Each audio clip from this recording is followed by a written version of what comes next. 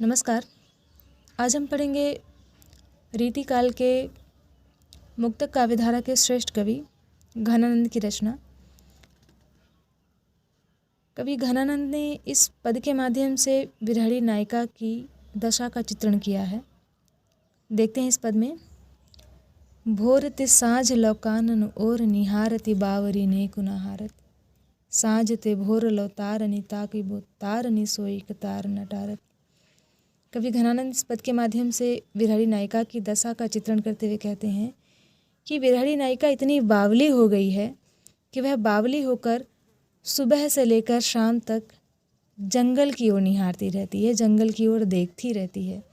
कानन अर्थात जंगल, निहारती मतलब निहारना, बावरी मतलब पगली।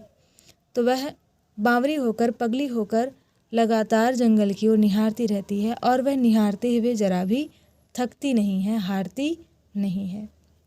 कवि कहते हैं कि शाम से सुबह तक, अर्थात ये जो क्रम है उसका चलते रहता है, वह शाम से सुबह तक अपनी आँखों को एकटक तारों के ऊपर लगाए हुए, अर्थात तारों को देखते हुए अपनी रात्रि को भी, संपूर्ण रात्रि को व्यतीत कर देती है। अर्थात वह टकटकी लगाकर तारों को देखती रहती है और ऐसे देखते देखते उसकी रात्रि भी समाप्त हो जाती है और फिर से सुबह हो जाती है। कवि आगे कहते हैं कि जो कहु भावति दीठी परय घन आनंद आसन अवसरी गारत, मोहन सोहन की लगिए रही आँखिन के उर आरत। कवि कहते हैं कि यदि नायिका के नायक, अर्थात जो नायक है वह कहीं दिख भी जाता है, अर्थात दिखाई भी दे देता है, दिखाई भी पड़ जाता है, तो खुशी के मारे उसके आँखों से इतने आंसू प्रवाहित होने लगते हैं, इतने आंसू बहने लगते हैं कि वह अपनी आँखों के आंसुओं के कारण उसके दर्शन नहीं कर पाती, अर्थात उसे देख नहीं पाती है।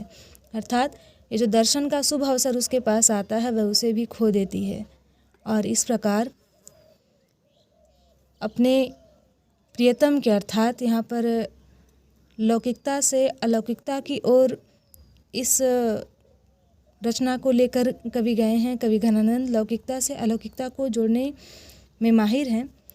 तो यहाँ पर कवि कहते हैं कि नायिका या विरहणी अपनी प्रियतम अर्थात मोहन अर्थात कृष्ण, तो कृष्ण की जो सूरत है उसको देखने की जो उसके अंदर लालसा रहती है, मोहन सोहन की लगी है रही, अर्थात कि मोहन को, कृष्ण को देखने की जो लालसा उसके अंदर, उसके मन के अंदर लगी रहती है, उसके आँखों को जो अपने कृष्ण को देखने की लालसा जो है वह कभी समाप्त नहीं होती, क्योंकि जब उसे अवसर प्राप्त होता है तो वह रो रो कर आंसुओं को इतना बहा देती है और रो रो कर अपनी दशा ऐसी बना लेती है कि उसके सामने उसके प्रियतम खड़े होने के बाद भी वह उन्हें देख नहीं पाती है। और ऐसे में उसके आँखों के उर, आँखिन उर अर्थात आँखों के जो हृदय हैं, उर मतलब हृदय होता है, तो उसकी आँखों के जो हृदय होते हैं, उसकी आँखों के हृदय को हमेशा ही अपने कृष्ण को देखने की, अपने मोहन को देखने की आस लगी रहती है और लगातार वह यही क्रम में अपना जीवन व्यतीत कर देती है। धन्यवाद।